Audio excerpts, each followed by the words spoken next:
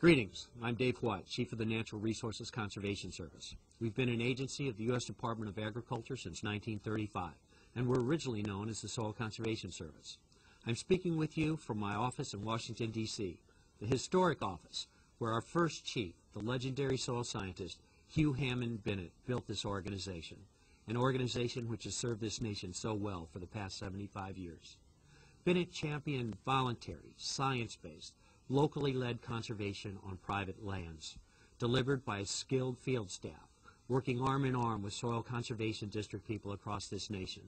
This network of conservationists has proven critical to implementing the array of conservation programs enacted by Congress over time. Since Bennett's day, every chief of this great agency has worked from this office. I'm humbled to return to my desk here each morning as the 14th chief to lead our agency in helping people help the land. Since more than two-thirds of the land in America is in private hands, that's a mission we take very seriously. It's a mission Bennett formulated as a young soil surveyor and defined more fully when millions of acres of prime topsoil were placed at risk in the early 20th century. Overplanting in past boom years has been a big factor in needless slowing of at least 100 million acres by wind and water erosion. From Washington come U.S. Department of Agriculture soil experts. Partially damaged land is terraced and contoured. From grasslands, sod is stripped and transplanted to barren ground. New hope to the farmers of the Dust Bowl.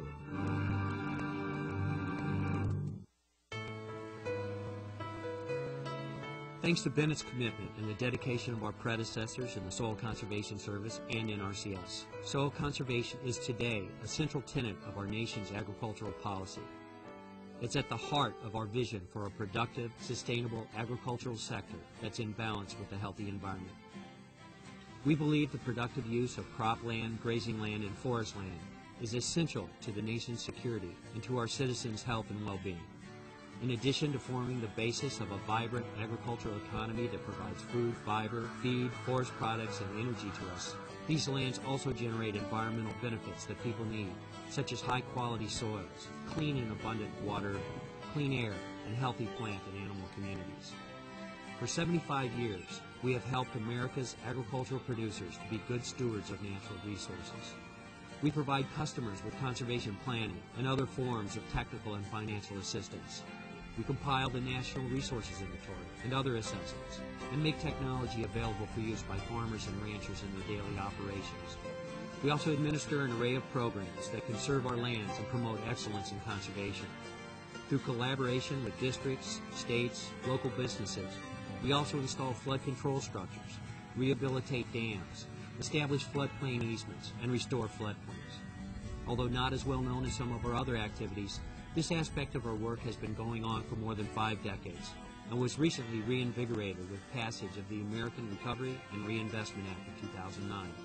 In addition to creating jobs in some of the nation's most depressed areas, these projects are improving community safety and health, mitigating floods, controlling sediment, and enhancing fish and wildlife habitat.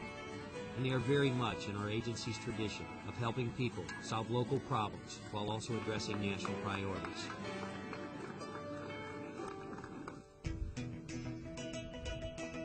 Throughout our history, Congress has periodically enacted legislation focusing on particular geographic regions or resource concerns. Past mandates include the very successful Great Plains Conservation Program and the Rural Clean Water Program. The new initiative centers now on the Chesapeake Bay, and we are also taking action to address the Mississippi River Basin watershed, coral reefs, and the sage-grouse. As a result of Hugh Hammond Bennett's dispersed staffing structure, giving us offices in all 50 states and some territories, we have retained the flexibility to meet changing needs, including some international requirements.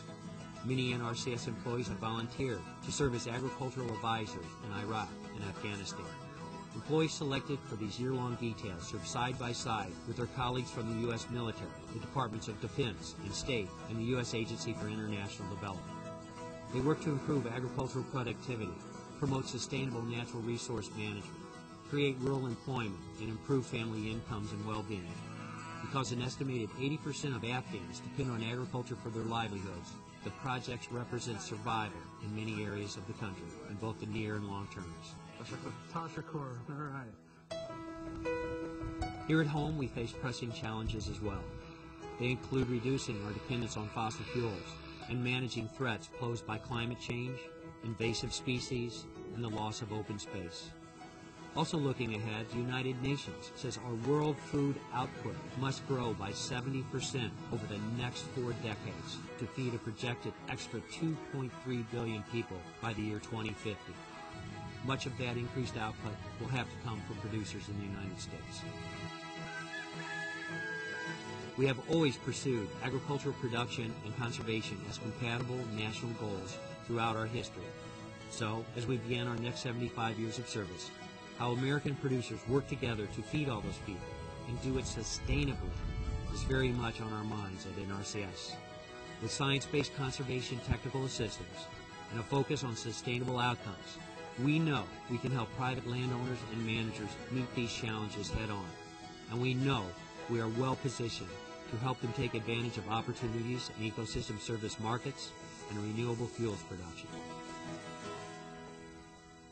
This is an exciting time to be a conservationist. We have big challenges, but we also have extraordinary programmatic and technical tools, and the best cadre of employees and partners we've ever had to keep helping people help the land.